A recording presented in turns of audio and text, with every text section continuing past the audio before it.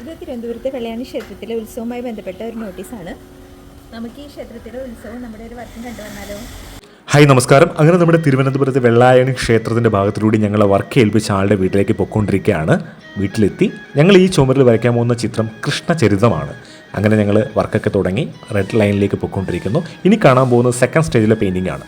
ഈ പെയിൻറ്റിങ്ങിനെ കുറിച്ച് പറയുകയാണെങ്കിൽ നിങ്ങളിപ്പോൾ കാണുന്ന ഫൈനൽ സ്റ്റേജിലെ ആദ്യത്തെ ചിത്രം വസുദേവർ കൃഷ്ണനുമായിട്ട് പോകുന്ന ചിത്രമാണ്. വസുദേവർ കൃഷ്ണനുമായിട്ട് അമ്പാടിയിലെത്തുന്നു. അമ്പാടിയിലെ കൃഷ്ണൻ്റെ ലീലകളാണ് രണ്ടാമത്തെ ചിത്രം. മൂന്നാമത്തെ ചിത്രത്തിലായിട്ട് നിങ്ങൾ കാണുന്നത് കൃഷ്ണൻ്റെ കുഞ്ഞു കുഞ്ഞു കുസൃതികളും യശോദാമ്മയുടെ വാത്സല്യവും കൂടെ കുചേലനും ഉൾപ്പെടെ ഒറ്റ ഫ്രെയിമിലാണ് ഞങ്ങൾ ഈ ചിത്രം കൊണ്ടുവരാൻ ശ്രമിച്ചിട്ടുള്ളത്. ഗോവർദ്ധനഗിരിയാണ് അടുത്ത ചിത്രമായിട്ട് നമ്മൾ കണ്ടിട്ടുള്ളത്. ഇനിയുള്ളത് കൃഷ്ണൻ കുറച്ചുകൂടി വലുതായതിനു ശേഷം രാധയുമൊത്തുള്ള രാധാമാധവം എന്നൊരു ചിത്രമാണ് ഞങ്ങൾ ക്രിയേറ്റ് ചെയ്യാൻ ശ്രമിച്ചിട്ടുള്ളത്. ഇത് വാതിലിൻ്റെ ഇടത് ഭാഗത്തായിട്ടാണ്. വലത് ഭാഗത്തായിട്ട് രുക്മിണി സ്വയംവരമാണ് കാണിച്ചിട്ടുള്ളത്. ഇനി അടുത്തുള്ളത് വനവാസ സമയത്ത് പഞ്ചപാണ്ഡവരെ കാണാൻ വരുന്ന കൃഷ്ണൻ, കൂടെ പാഞ്ചാലിയെയും അക്ഷയപാത്രവുമാണ് ഞങ്ങളിവിടെ സൂചിപ്പിച്ചിട്ടുള്ളത്. ഇനി നിങ്ങൾ കാണാൻ പോകുന്നത് ഈ ചുമരിലെ അവസാനത്തെ ചിത്രമാണ്, അതായത് ഗീതോപദേശം. ഈ ഒരു ചുമരിനുള്ളിൽ ഉൾക്കൊള്ളിക്കാൻ പറ്റുന്ന എല്ലാ ചിത്രങ്ങളും ഞങ്ങൾ വരച്ച് ചേർത്തിട്ടുണ്ട്.